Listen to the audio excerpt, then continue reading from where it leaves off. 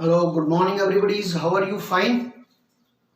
Now, lastly, I explained you the process of vaccination and how vaccine has work in our body. That I explained you in detail.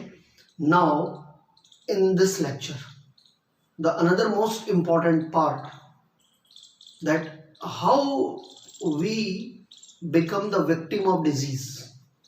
हम बीमारी के शिकार कैसे हो जाते हैं? What are the factors which are responsible for this?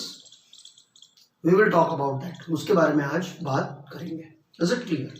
समझ में आ रहा है आप लोगों को? ठीक है. So जरा ध्यान से देखिए तो आप लोगों को दिमाग में आएगा, एक चीज आप लोगों को समझ में आएगी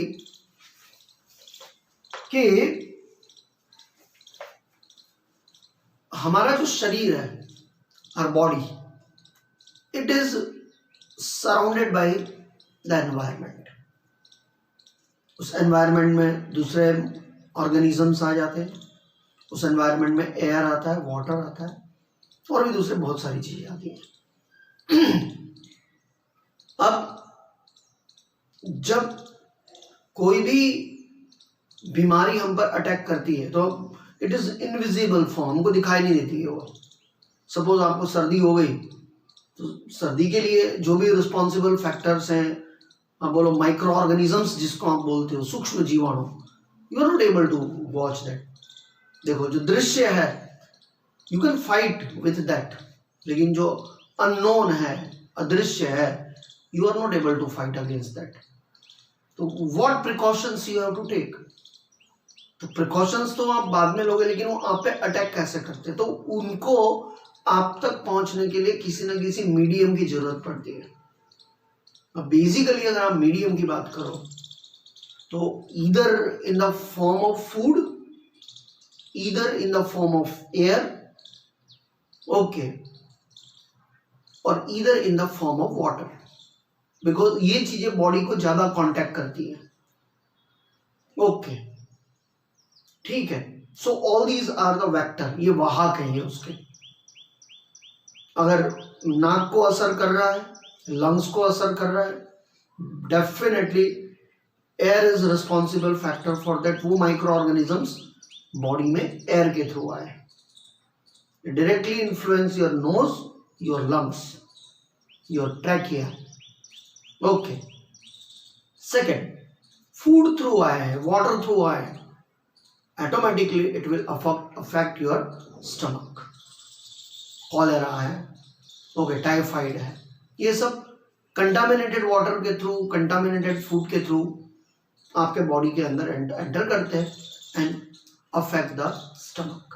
okay, so all these are called the vector. Now question is that, क्या इतने से ही बीमारी फैलती है? क्या और कोई वो नहीं है? Yes, even human being is the biggest vector. बहुत बड़ा वाहक इंसान खुद भी है. अभी आज की तारीख के रेफरेंस में अगर बात करें कोरोना को लेकर, तो वेक्टर कौन है? ह्यूमन बीइंग है. लोग बोलते छूत की बीमारी है, means when you come the contact of a person who is suffering this kind of disease, okay, and long term you are continuous with that, then ultimately you will be also victim of that disease. आप भी उसके शिकार बन जाओगे. Why? Because जब आप उसके contact में आते हो तो आपके क्लोथ, आपकी स्किन बराबर एक दूसरे के क्लोज कांटेक्ट में आती है, and due to that reason वो जो डिजीज है जो उसमें है वो आप में भी स्प्रेड होती है. खास करके स्किन रिलेटेड डिजीज वो खास करके ऐसे ही कांटेक्ट से जो है फैलती है. Okay, so that we have to understand here. So मैंने वापस से एक बार आप लोगों को रिकॉल करवा रहा हूँ कि एयर है, वाटर है और फूड है और human being, all these are responsible factor to spread the disease, बीमारियों को फैलाने में, क्योंकि ये सब जो है वेक्टर का काम करते हैं, वाहक का काम करते हैं. अगर एयर के अंदर अगर ऐसे खास करके आप लोग सुन रहे हो स्वाइन फ्लू वगैरह, वो एयर के थ्रू ही जो है वो स्प्रेड होता है वो। तो डेफिनेटली जब आप ब्रीथ करोगे तो आपके एयर के साथ में वो भी अंदर जाएगा, और अगर उसको वहां पे पनपने का मौका मिल गया तो आपको छोड़ेगा नहीं। और अगर आपकी इम्यून कैपेसिटी स्ट्रॉन्ग है तो वो बीमारी को छोड़ेंगे नहीं, vice versa. Is it clear? समझ में आ रहा है? तो that is the thing which we have to understand. So many times, see one picture is given here, okay, it is really very nice picture. अगर आप यहाँ पे इसको देख पा रहे हो, अगर आपको ये समझ में आ रहा है तो देखो, बाय एयर बराबर है, बाय डायरेक्ट कांटेक्ट। अब रेबीज जैसी जो बीमारी है बराबर है, इसके लिए ऑर्गेनिज्म कुत्ता बराबर, उसकी लार में जो है रेबीज के वायरस मिलते हैं। अगर उसको अगर रेबीज है और वो ऐसा जो है अगर किसी हेल्दी इंसान को अगर बाइट कर ले तो ट्रांसमिट होने के चांसेस हैं। अब आजकल आप लोगों ने प्लेग का नाम सुना होगा बराबर है, तो वो जो है रैट से होता था किसी जमाने में, गांव के गांव खत्म हो जाते थे, lakhs of lakhs people die at a time बराबर है। जिस तरह से भी कोरोना स्प्रेड हो रहा है, ऐसे ही उस जमाने में किसी जमाने में जो है ऐसी जो है बीमारियां जो है फैल जाती थी बराबर है।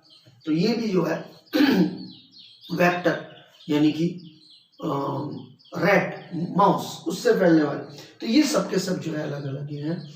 इसके अलावा सर्टेन